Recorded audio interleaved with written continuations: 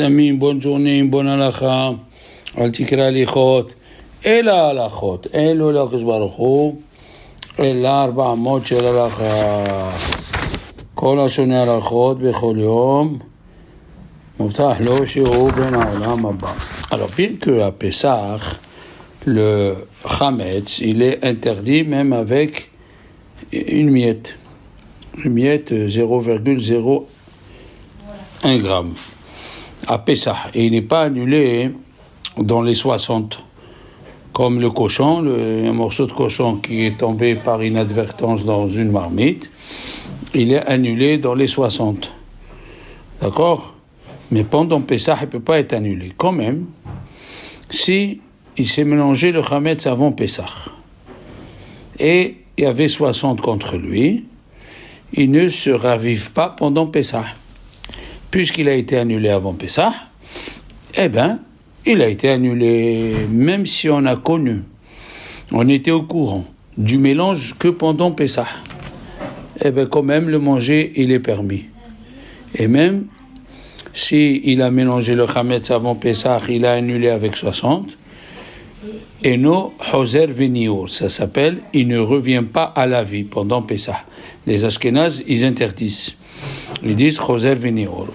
Ils interdisent aussi noten ta'am livgam qu'on a expliqué, et ils interdisent aussi nat barnat deheteram.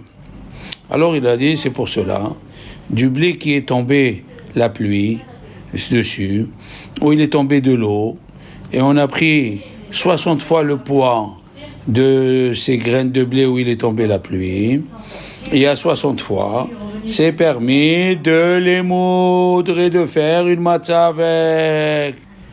Et donc, les Sfaradim, ils n'ont pas le din de choser veniour. Ils ont le din et no choser veniour. Il ne revient pas à la vie le chametz. Soit dans le goût, soit mamash. Mais si c'est quelque chose qui maintient le chametz, et le chametz, il donne un goût. D'accord? Exemple, la triaka. On a parlé de ça. C'est un médicament qui n'est pas mangeable par tout le monde. Et dedans, on voit la force du hametz qui le maintient dur. Alors là, c'est assourd. D'accord? Mais c'est annulé. S'il est annulé et qu'on ne le voit pas. À plus forte raison que c'est permis du vin, oui, qu'on a fait avant Pessah, avec des raisins secs. Et à Pessah, on a trouvé du blé ou de l'orge qui s'est ouvert.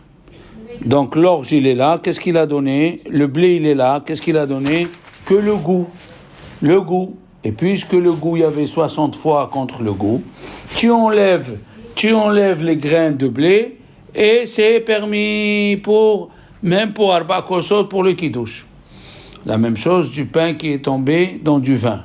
Il est resté plusieurs jours. Et tu as enlevé le pain avant Pessah, tu l'as filtré. Qu'est-ce qu'il y a dedans? Le goût, il est annulé. Ainsi aussi de la bière, qui est du chametz gamour, ou du whisky, qui a été mélangé avant Pessah avec d'autres boissons, et avait 60. C'est permis de le boire même pour les Ashkénazes. Parce que les Ashkénazes, quand ils disent choser veniour, ça revient à la vie. C'est quand c'est du sec qui s'est mélangé avec du sec. Mais si c'est du liquide qui s'est mélangé avec du liquide, même les Ashkénazes, ils sont d'accord. Si une bière s'est mélangée avec du vin et avait 60 fois la bière, on peut prendre le vin et faire kiddush. On ne dit pas choser veniour. D'accord? Alors, il y a qui disent, on n'a pas le droit d'annuler a priori du blé avec du blé mouillé avec du blé normal. Par exemple, on n'a pas le droit de prendre 1 litre de bière et de le mélanger avec 60 litres de vin avant Pessah. Il y a qui disent ceci, mais la halakha, elle n'est pas comme eux. La halakha, on peut annuler. D'accord? Encore mieux. Si 1 litre de bière, il s'est mélangé avec 30 litres de vin, c'est juste un exemple, tu peux ajouter encore 30 litres pour l'annuler. Même que c'est interdit, nous avons une halakha, en mevatlin isur lechatchila. Tu n'as pas le droit de prendre un morceau de cochon et de l'annuler avec 60 fois son poids.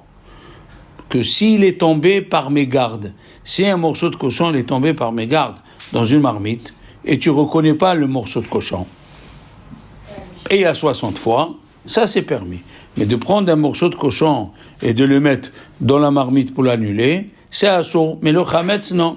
Parce que le chametz avant Pessah, il ne s'appelle pas encore chametz. Il ne s'appelle pas encore, d'accord? Alors on peut l'annuler. On peut l'annuler, c'est comme du poulet qui est tombé dans du lait. Et il n'y a pas 60 fois par rapport au poulet qui est tombé. Ben on peut ajouter du lait. On peut ajouter du lait pour l'annuler. Ok?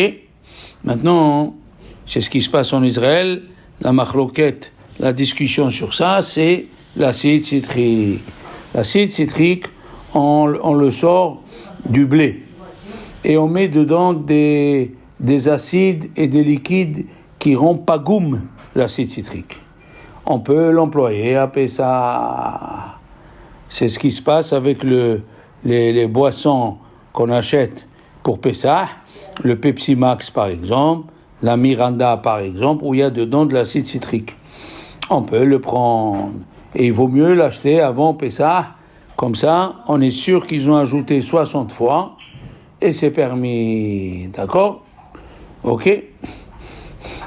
Maintenant, le Coca-Cola de Ravlando de Bnei Brak, bien sûr, il n'y a pas de l'acide citrique. Tu es tranquille. Le Sprite de Bnei Brak, aussi, il n'y a pas d'acide citrique, tu es tranquille. Ok? Alors, si le chametz, on a dit, c'est quelque chose qui fait tenir les autres choses, c'est assourd. On n'a pas le droit. Alors, quand est-ce Hachamim, ils ont interdit le chametz pendant Pessah, si c'est un vadaï chametz. Mais si c'est un safek chametz, tu as un safek, on dit safek des rabbanan la kula. Pourquoi? Mais, par exemple, la fabrication des matzot. Si dans une matzah, tu dis peut-être il y a un côté qui ne s'est pas cuit, puisqu'il s'est mélangé avec des centaines de matzot, on ne dit pas choser venio. D'accord? On ne dit pas choser venio. Alors, dans un four où on fait de la matzah pour Pessah, et on a sorti la matzah avec une pelle de chametz. Si ça a été fait avant Pessah, c'est permis. Pourquoi? Parce que c'est encore l'histoire que nous avons dit Nat Barnat. Nat Barnat, c'est quand tu as cuit des pâtes dans une marmite, donc c'est du chametz si tu veux, avant Pessah. Tu l'as nettoyé et tu as cuit des oranges. Ces oranges, tu peux les manger pendant Pessah. Parce que c'est la loi du Nat Barnat. Le chametz a donné le goût à la marmite, et la marmite, elle a donné à l'orange, et c'était avant Pessah, et c'est pour ça que c'est permis. Le goût, il est amoindri presque à zéro. C'est moutard de manger à Pessah des fromages ou du poisson salé qu'on a fait avant Pessah. Ainsi, les sardines qui sont faites en Israël, même si on n'a pas vérifié si le sel, il avait du chametz ou non. On peut les garder, on n'a même pas besoin de les rincer. On peut les acheter avant Pessah. D'accord? Alors, il dit, le Rav, un fromage qu'on a fabriqué pendant Pessah, avec du liquide, oui, qui a été fait dans un ustensile chametz, c'est-à-dire le liquide qui se trouve dans l'estomac de l'animal. Ce liquide-là, tu peux le prendre et le mettre dans un ustensile kasher le Pessah et le manger. Maintenant, nous sommes à Pessah et tu as trouvé un grain de blé dans le riz, pour ceux qui mangent le riz, comme nos frères les Juifs tunisiens ou les Israéliens, ou dans un poulet qui a été cuit et on trouve un grain de blé. D'accord? Si le blé il est ouvert, tu vois que le blé s'est ouvert, donc il a donné le goût dans tout le poulet, c'est assaut. Faut brûler le blé, et après, tu brûles le manger ou tu peux même pas le donner à un goy, bien sûr.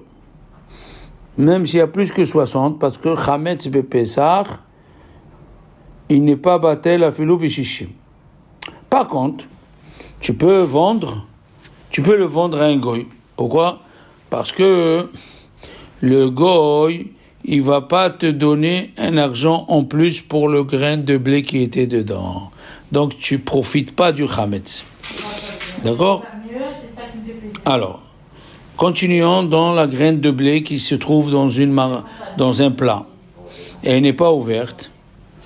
Puisqu'elle n'est pas ouverte, la graine de blé s'appelle Safek Hametz. C'est pas Vadaï Hametz. On a parlé quand la graine de blé est ouverte. Maintenant, la graine de blé, elle est fermée. La graine de blé, tu l'as trouvée à Pessah. Alors, la graine de blé, tu la brûles. Et le plat, il est moutard, puisqu'il y a 60 fois. Comment? Parce que le Issour du Chametz pendant Pessah, pourquoi il n'est pas annulé? C'est Midera Banan. Parce que Minatora, dès qu'il y a 60, c'est bien. Et quand elle n'est pas ouverte, donc c'est un Safek des Rabanan. Safek des Rabanan, la Kula, puisqu'il y a 60 fois. Maintenant, si le grain de blé, il a été perdu, et tu sais pas où il est, et tu sais pas s'il est ouvert ou non, alors, c'est permis à cause de Safek Sefeka. Peut-être elle était ouverte, peut-être elle n'était pas ouverte, et même si elle était ouverte, il y a des chachamim dans certains cas qui permettent s'il y avait 60. Si tu as trouvé la graine de blé, la veille de Pessah, vendredi après-midi, après que le Chametz va être interdit et on va nous donner les heures, elle est annulée dans 60. Tant que Pessah n'est pas rentré. D'accord? Et si tu n'as pas enlevé le blé et tu l'as chauffé pendant Pessah, alors là, toute la marmite est interdite. Si on a trouvé une graine de blé ouverte le dernier jour de Pessah, ils viennent demander à un rave qu'est-ce qu'on fait. Le rave dit attendez, je vais réfléchir jusqu'au soir.